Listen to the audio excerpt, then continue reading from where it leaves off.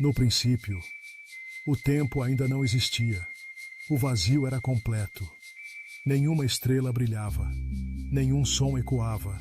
Mas então, Deus falou: haja luz. E houve luz.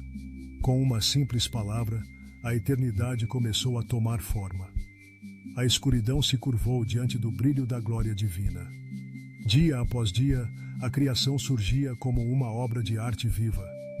O céu, o mar, a terra, as árvores frutíferas, os pássaros que cantam, os peixes que deslizam silenciosamente pelos mares. Cada detalhe do universo era moldado com intenção, com beleza, com propósito. E então, no sexto dia, Deus criou o ser humano. Do pó da terra formou o homem e soprou nele o fôlego da vida. Adão abriu os olhos e viu a luz do Criador. Eva foi formada da costela, não como inferior, mas como companheira.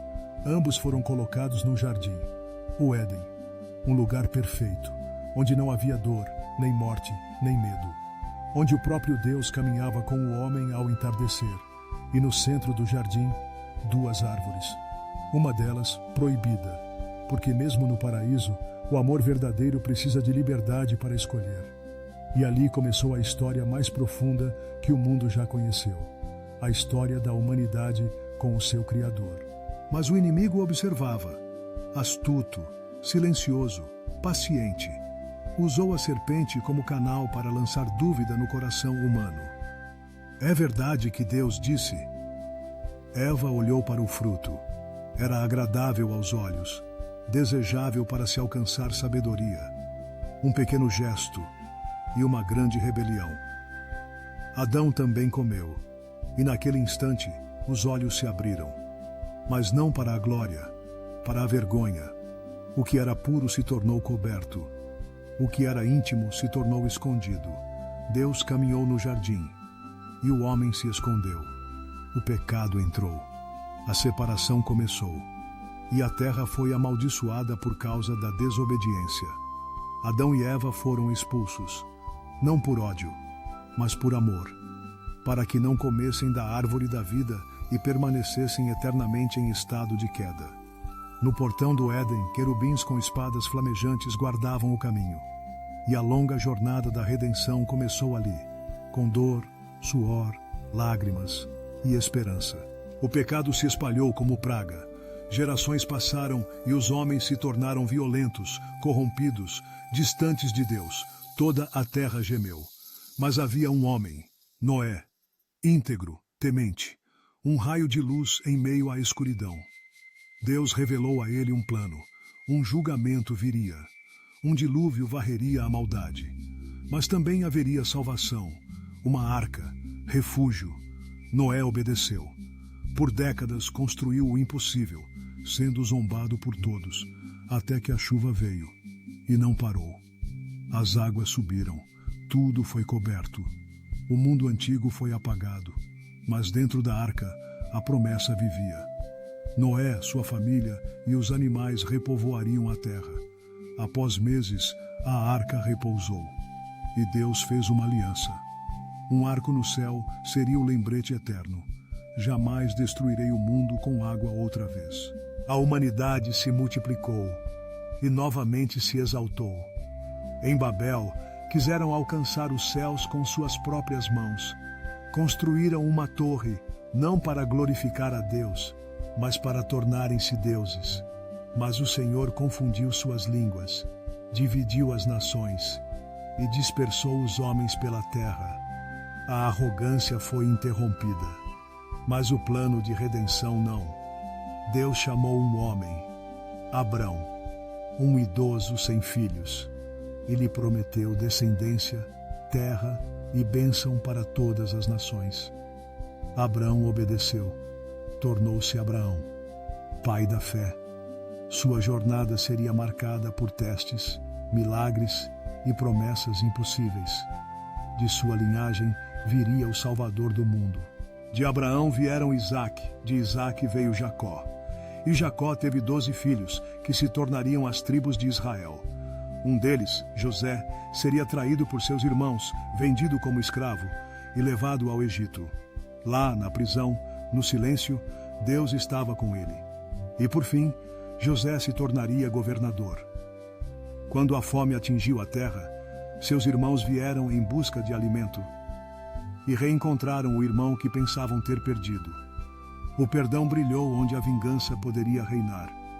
E o povo de Israel desceu ao Egito, onde mais tarde seriam escravizados. 400 anos se passaram. Israel gemeu sob o peso da escravidão. Mas Deus ouviu e chamou Moisés. Da sarça ardente veio a ordem: vá até Faraó, diga-lhe para libertar o meu povo. Moisés hesitou, mas obedeceu. E o Egito viu o poder de Deus em pragas, trovões, trevas e sangue. Por fim, a 10ª praga, a morte dos primogênitos, levou o Faraó a ceder. Israel saiu, e Deus os guiou pelo deserto. Mar Vermelho à frente, exército atrás. E o mar se abriu. Caminharam sobre terra seca, viram o maná cair do céu, a água brotar da rocha, e ouviram a voz de Deus no Sinai. E ali receberam os mandamentos, a lei, a identidade, a aliança. A nova geração de israelitas chegou às portas de Canaã.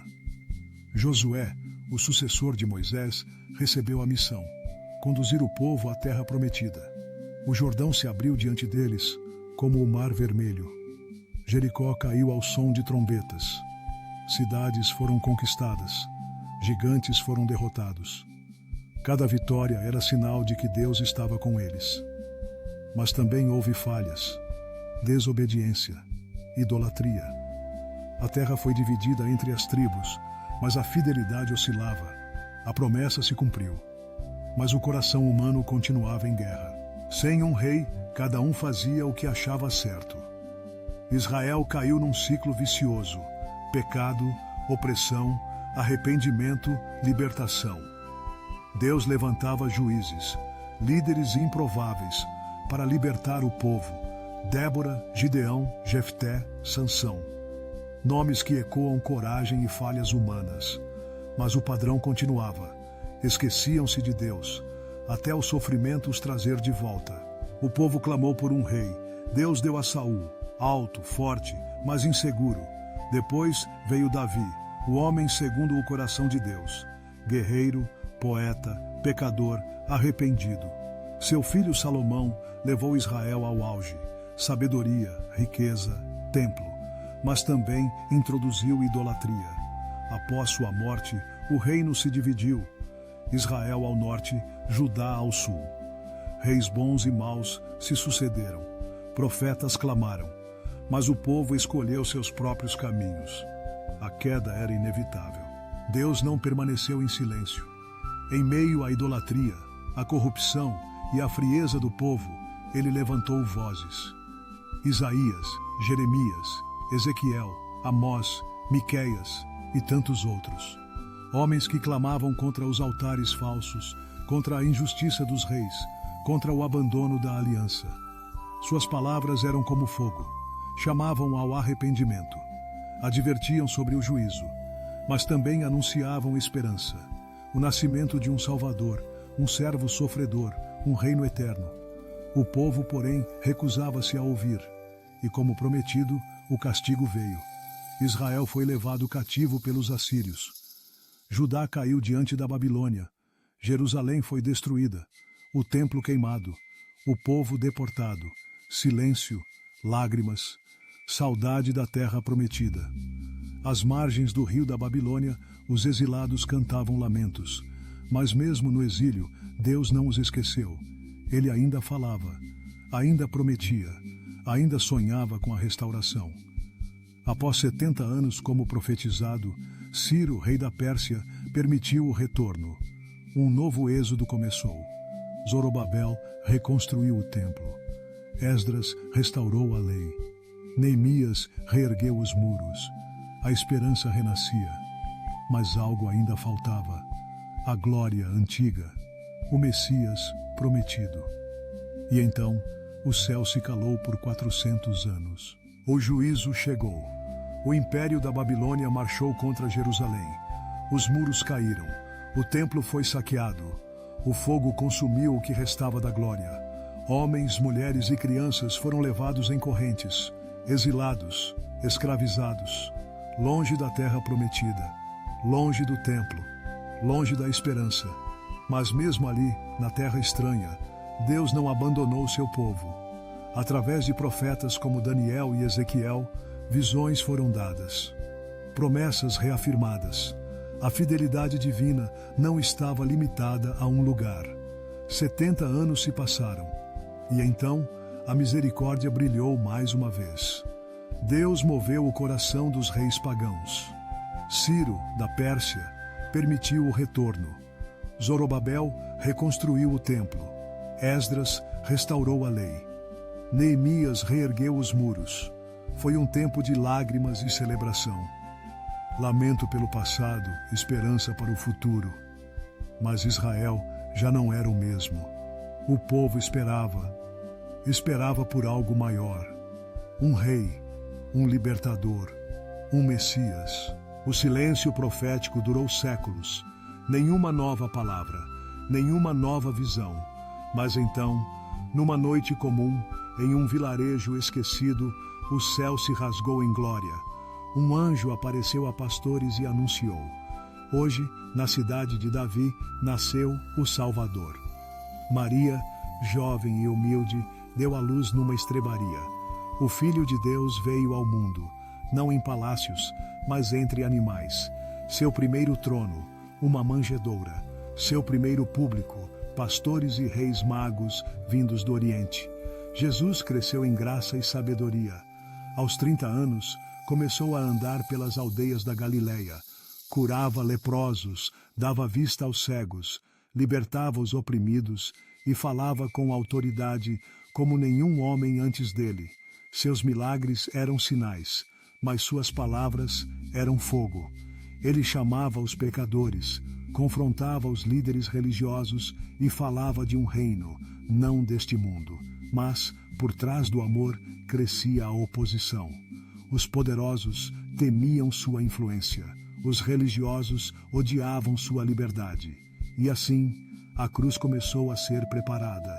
Na última ceia, Jesus partiu o pão e ofereceu o cálice, símbolos do sacrifício que viria.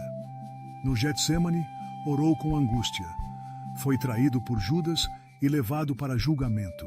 Espancado, coroado com espinhos e condenado, Jesus carregou a cruz até o Gólgota. Ali foi crucificado. A terra tremeu. O véu do templo se rasgou. No terceiro dia, o túmulo estava vazio. Ele ressuscitou. A morte foi vencida. A esperança nasceu para sempre.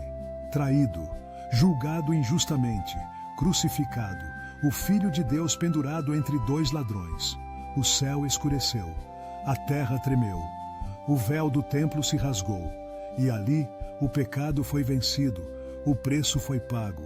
A morte foi derrotada. 3 dias depois, a pedra foi removida. O túmulo estava vazio. Ele ressuscitou. A esperança venceu. Jesus apareceu aos discípulos, partiu o pão, mostrou as feridas e deixou uma missão: ide por todo o mundo e pregai o Evangelho. A história não terminou ali, mas foi ali que tudo se tornou novo. Curta, compartilhe e se inscreva no canal.